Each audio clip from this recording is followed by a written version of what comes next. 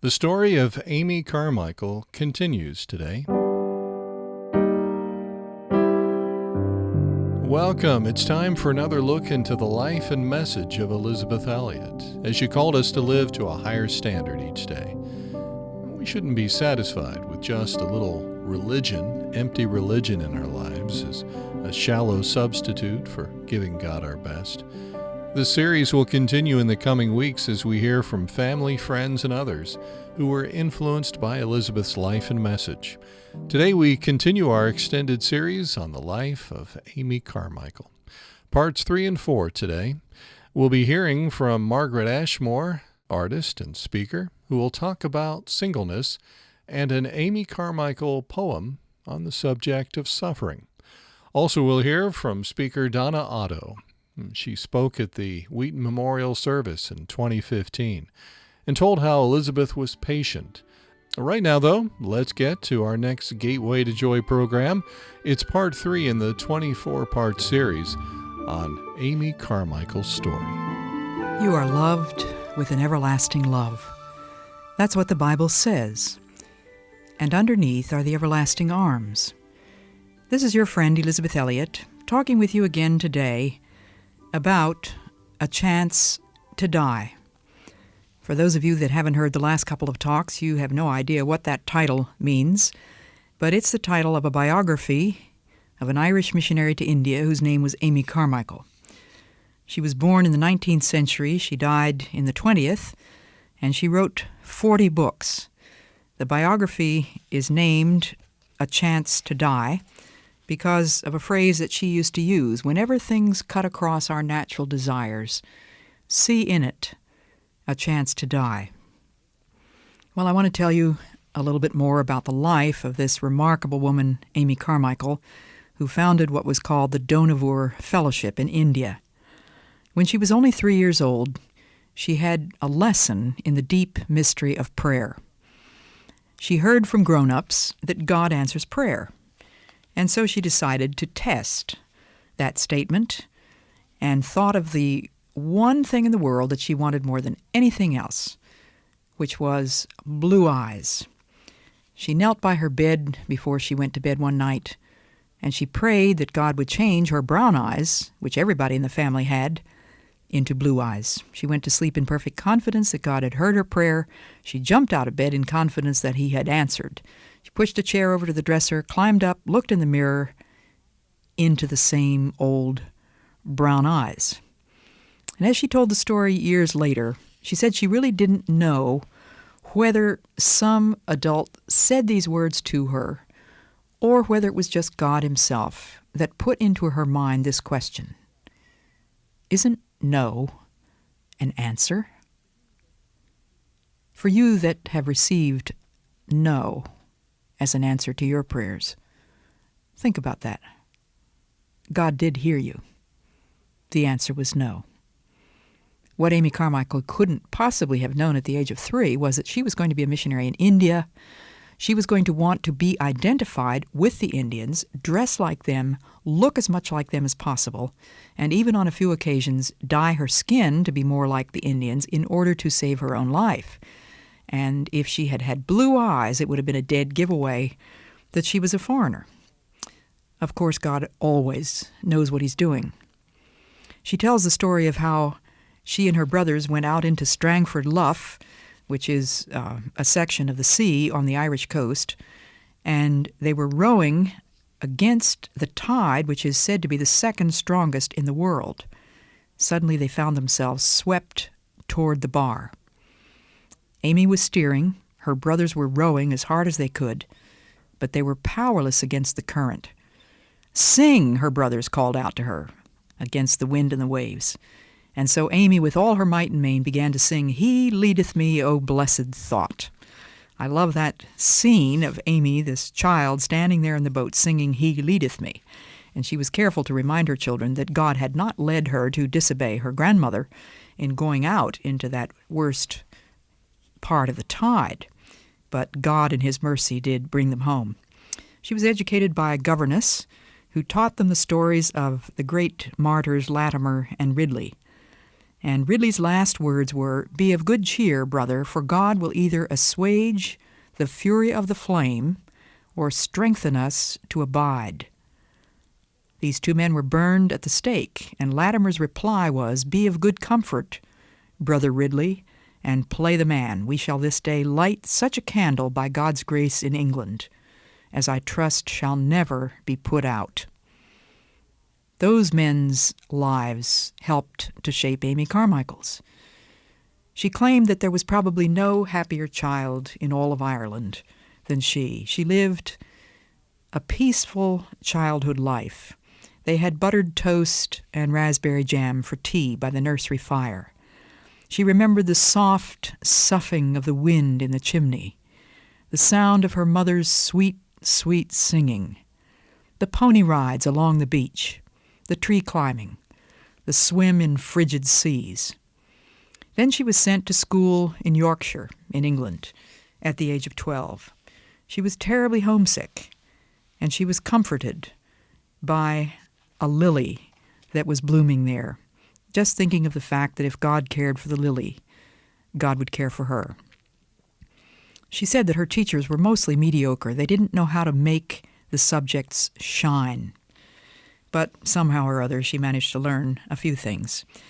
Now, I want to tell you this charming story about the year of the comet. It was the year 1882, which was not the year of Halley's comet. She doesn't name what comet it was. But she went on behalf of the girls in her dormitory to request permission of the principal to stay up to see the comet. "Certainly not," was the verdict. Missing the celestial show was simply not to be borne. So Amy tied threads to the toes of each of the girls, promising to keep awake and give them a yank as soon as the rest of the house was asleep. At the signal, they all crept to the attic, holding their breath when a step creaked, and they found themselves face to face with the principal and teachers. We had time to see it beautifully before anyone had recovered sufficiently from the shock of our arrival to order us back to bed. That was a woeful night for me. I was sure I would be expelled, and that would break my parents' hearts. Happily, that did not come to pass. There was a rather solemn hour next morning, for the matter of threads tied round toes showed such purposeful audacity that it could not be passed over. It was taken for granted that I was the ringleader, but in the end, I was forgiven. She tells about the one watered moment in all of those 3 arid years when she attended the Children's Special Service Mission meetings and heard that lovely little children's hymn by Anna B. Warner, "Jesus Loves Me. This I know, for the Bible tells me so." In those quiet minutes, she said, she understood what she had not understood before, that there was something else to be done. All her life she had known of Jesus' love. Her mother had often told her of it, sung to her about it, and Amy had, as it were, nestled in Jesus' arms as she had nestled in her mother's. She realized now, at the age of 15 or so, that she had not opened the door to him. "In his great mercy, the Good Shepherd answered the prayers of my mother and father," she wrote, "and many other loving ones, and drew me, even me, into his fold." If I'm talking to someone who's been listening to me day after day, hearing that verse, "Underneath are the everlasting arms," let me say to you that you need to be sure that you have received, opened the door to the one who stretches out those everlasting arms to you. You must consciously and deliberately accept him. Amy Carmichael moved to Belfast with her family because of financial difficulties a few years later and had to leave boarding school, and shortly after that her father died when she was 18. She tells us nothing at all about her feelings about that or the sorrow that came over the house, but she threw herself into serving other people, and she became, in fact, a second mother to her younger brothers and sisters. She was the oldest of 7. But then there was a decisive moment that determined the direction of her life. One dull Sunday morning, This mighty phrase, she says, was suddenly flashed as through the gray drizzle. God was speaking to her. She and her brothers were walking home from church. They came upon an old, ragged lady struggling along with a bundle in the rain. They went to help her carry the bundle. They were red with embarrassment and shame as these proper Presbyterians were coming out of church, seeing these children struggling along with this rag lady or bag lady. But she said it was suddenly flashed, as through the gray drizzle, these words, "Gold, silver, and precious stones. Every man's work shall be made manifest, and it shall be declared by the fire. Fire shall try every man's work, of what sort it is." She shut herself in her room that afternoon. She settled with God that from then on, the aim of her life would be building in gold, silver, and precious stones, rather than wood, hay, and stubble. She began a children's meeting. She had a prayer meeting for schoolgirls. She worked with the YWCA. She had a class at the church for the mill girls. She made an effort to learn about their lives, but she was afraid that all this activity might turn out to be nothing but wood, hay, and stubble. Yes, that's exactly what it would be without a holy life. And so she began to ask the question, how to be holy? Is there any hope for me? Come back and we'll talk more about Amy Carmichael. A Chance to Die, Amy Carmichael's story, part 3. Well, let's hear from Margaret Ashmore, a gifted artist and a speaker who will talk today about singleness and about a special Amy Carmichael poem on the subject of suffering. Elizabeth, I believe, had a great economy of words, but they were so rich in wisdom. Once someone very simply asked her to speak on the problem of singleness. She replied, and rather crisply, "I will not, because singleness is not a problem. It is a gift.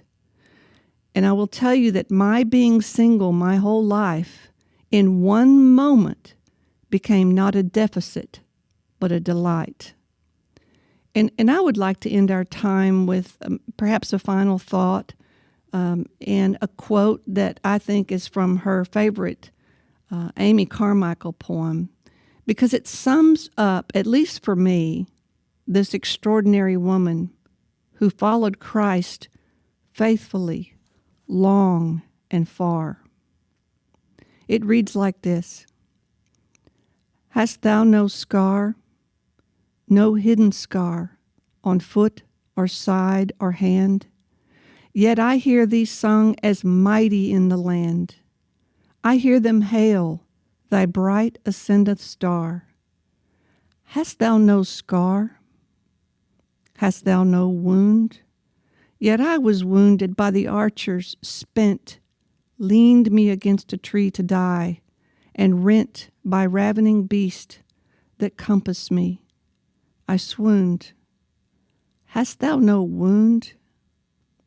No wound, no scar, yet as the master shall the servant be, and pierced are the feet that follow me, but thine are whole. Can you have followed far who has no wound or scar?" Speaker Margaret Ashmore, friend of Elizabeth Elliot. Well, later on, we'll hear from Donna Otto, another friend of Elizabeth, as she talks about the patience of Elizabeth Elliot. But first, though, part 4 in our series, A Chance to Die, the Amy Carmichael story. In 1886, Amy Carmichael was 19.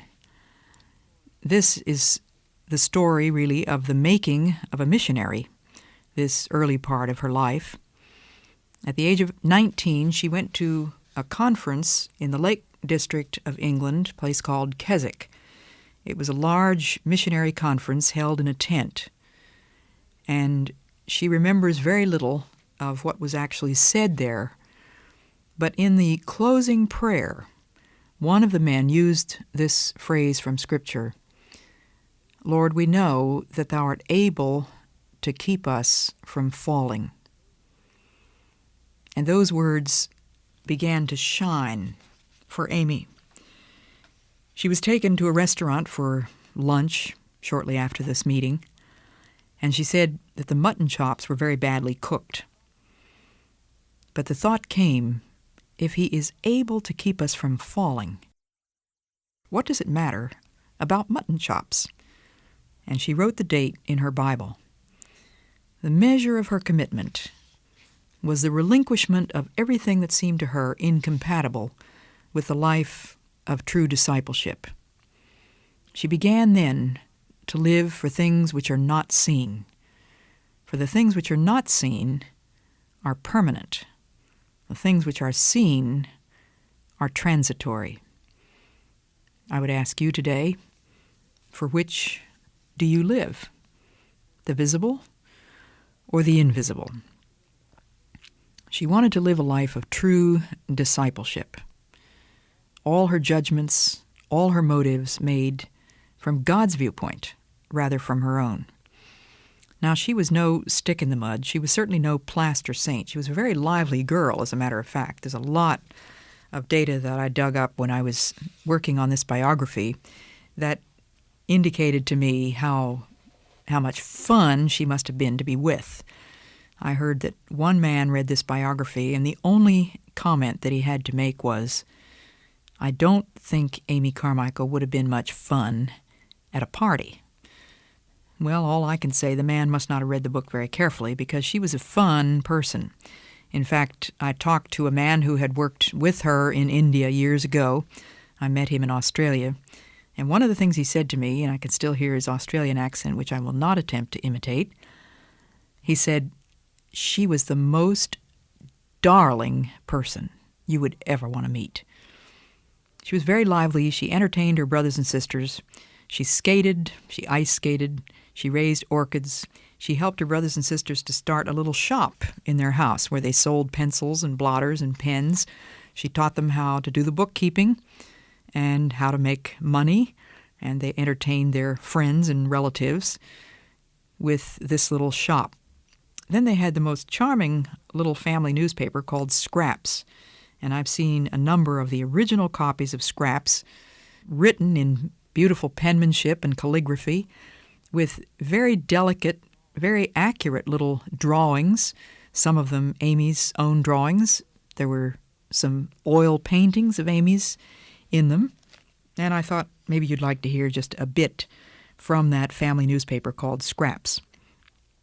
This paragraph is about that. The editor saw to it, the editor, of course, was Amy herself, that there was, in addition to whimsy and humor, plenty to edify. She reported her conversation with a Bible scholar about soul and spirit. She quoted Shakespeare, Dryden, Kingsley, and Coleridge, included a vocabulary study with the etymology of tantalize, burglar, and pecuniary. How many of us would be able to come up with the etymology of burglar just off the top of our heads? Some of her early efforts in poetry appear, ranging from doggerel, such as, "Oh, we are a jolly family, we are, we is, we be, and very wise and careful and exemplary are we," to "Think truly, and thy thoughts shall be spotless with God's own purity. On every thought bud, let us bear the stamp of truth and love and prayer." In 1887, Amy met Hudson Taylor, founder of the China Inland Mission. She heard him speak and say, among other things, that 4,000 Chinese pass through the gates of death every hour, saviorless. This crushed her. She could not get it out of her mind. 4,000 Chinese passing through the gates of death every hour without having known Jesus Christ. She began to work with the girls that were called Shawleys. These were girls who worked in the mills in the slum sections of Belfast. The reason they were called Shawleys was that they hadn't enough money to buy hats, which all proper ladies wore whenever they went out of the house in those days. These girls were proper, too, but they had money only to cover their heads with shawls. And so they were distinguished by the shawls and got that nickname. The work with the Shawleys grew to such an extent that it became a disturbance in the church where she was using a room for their meetings. The people were upset by all these crude, unorthodox characters coming in and overflowing this huge hall. One day, Amy saw an advertisement in a magazine for an iron building that could be bought with 500 pounds. She began to ask God for 500 pounds. She got the Shawleys to ask too. She went to her knees and began to talk to God about this. And it came to her that there really wasn't much point in asking people who don't love God for money to do God's work. And so she began to ask God to provide the money in his own way. One day she was invited to a beautiful old house where there was a charming garden. A butler answered the door. She was ushered into a lovely room where the table was set with a white cloth, shining silver, sunshine. There was a lady like, she said, a white violet. And she wrote down later some principles for receiving money from God. During that meal, the lady said to her that she would like to give the hall. And so this is what Amy wrote. Now we give to Mrs. So-and-so who wrote us a begging letter, or Miss So-and-so who called the other day with a collecting card, and unfortunately we were in and could not get off without giving her something. May there not be some clue to the money mystery in these thoughts, taking as our keynote 3 sentences not very much believed in nowadays. The silver and gold is mine. Ask, and ye shall receive. My God shall supply all your need. 1 is the work for which we want the money, God's work chosen for us, or our work chosen for him. If the former, will he not see after the money necessary? If the latter, then how can we expect anything better than we have? 2, can we expect a blessing to follow money given grudgingly? 3, should we not see that our root is right before expecting flowers and fruit? These principles, discovered when Amy was alone with her Bible and her God, were written down only for a small circle of readers of Scraps, the little family magazine. But the principles were never laid aside. Years later, their influence was felt by thousands. One day she was traveling in a cart with a man named Mr. Robert Wilson. They passed a stone breaker along the road, hammering stones, breaking them up for a road bed. Mr. Wilson drew up the gig and turned to Amy, and he said, "Thee must never say," Mr. Wilson was a Quaker, "thee must never say, thee must never even let thyself think, I won that soul for Christ." Which blow breaks the stone? Is it the first blow, or the last, or everyone in between? It's all of them. Thee must never say, I won that soul for Christ. A little bit later, January 13th, 1892, the words, "Go ye," came to Amy Carmichael like a categorical imperative. God was putting his finger on her and saying, it's you that I want to go into all the world. But how was she to go?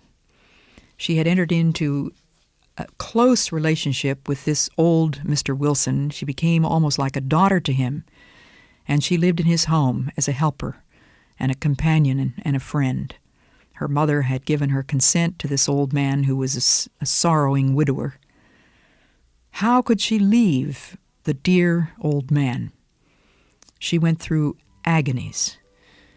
In my next talk, I'm going to read her letter to her mother that deals with some of the agonies of parting. A Chance to Die, the Amy Carmichael story. This has been part 4 of this 24-part series. Well, before we go, I have a minute and a half or so to hear from Donna Otto. Would you join me? She spoke at the Wheaton Memorial Service in 2015 for Elizabeth, and she talked about the patience of Elizabeth Elliot. I loved Elizabeth very much. She was the mother of my heart. She pointed me to him always, and always away from her. When I met her, I was so young, and all I wanted was someone to tell me how to do it. And I would go at the same question with her a dozen different ways. Well, just tell me what your morning looks like in prayer. What do you do first? Well, what do you do in the middle? Well, what do you do at the end? And do you do it all 7 days? And she would raise her hands. She once said to me, murderous, murderous. And I said, pardon me? And she said, it's murderous. You are so slow to get these simple concepts. And of course, she was absolutely right. I was. But one of the great gifts that this mother of my heart gave me was her enduring patience with me. My life was to be changed at her hand.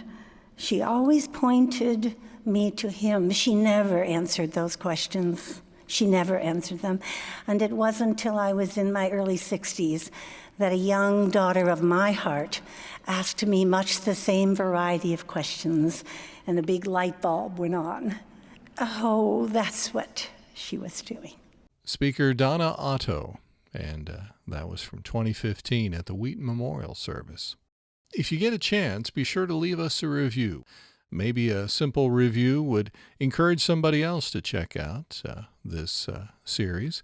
For now, though, let me thank you for letting us come into your home, your office, maybe along with you as you jog, wherever we found you. On behalf of the Elizabeth Elliot Foundation, in cooperation with the Bible Broadcasting Network, let me invite you to check out the lectures, the talks, devotionals, the videos, and other resources at elizabethelliot.org. elizabethelliot.org. Until next time, may God remind you daily you're loved with an everlasting love.